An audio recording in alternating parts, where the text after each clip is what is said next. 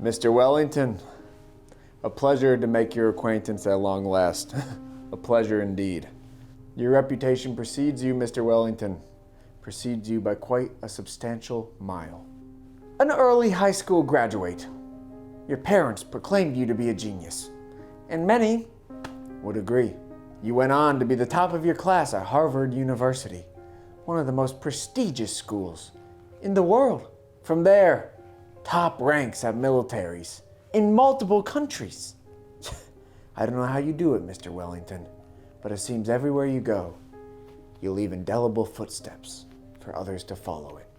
A rather humble man you seem to be, but your $100,000 donation to the children's hospital in town certainly caused quite the stir. You tried to remain anonymous, but it would seem word got around of your generosity. You've been generous in many respects, taken many a lovers to bed. Some lovers, princesses, people who held such high power.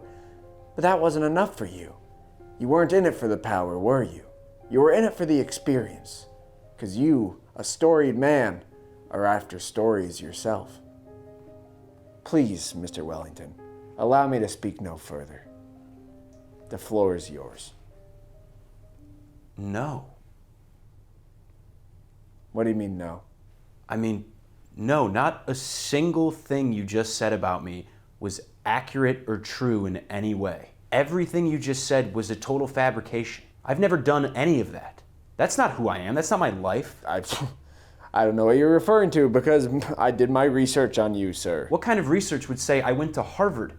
I'm a carpenter. I've been a carpenter for 15 years. Ask anyone I know. I promise you my resources are good, solid resources. No, they weren't. You said I was in armies, foreign armies. I've never even left the country. You said I've slept with princesses. My wife is a seamstress.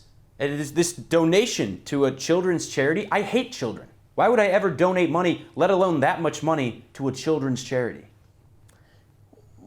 Where did you come up with all this? My assistant Benji has done the research for me. Benji, get in here.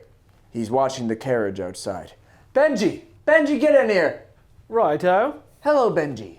Will you please inform Mr. Wellington here of the extensive research you've done upon him upon my request? Right. I went down to the library. You went to the library. You're telling me everything he just said was in a book or what, a newspaper? Yep, I looked at books and newspapers. And you read all this stuff. Everything you just said about me. Accusations, Mr. Wellington. To imply my assistant here would not read the books he looked at is insanity. Isn't that right, Benji? That's right, sir. I looked them over.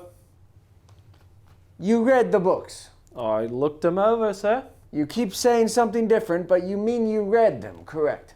Well, I don't know how to read, sir.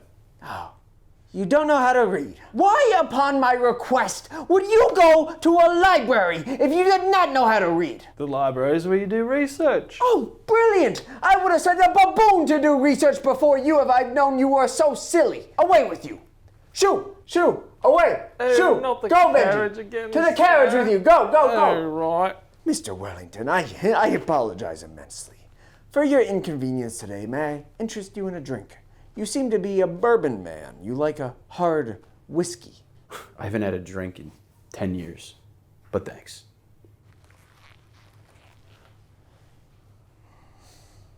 Have a lovely day.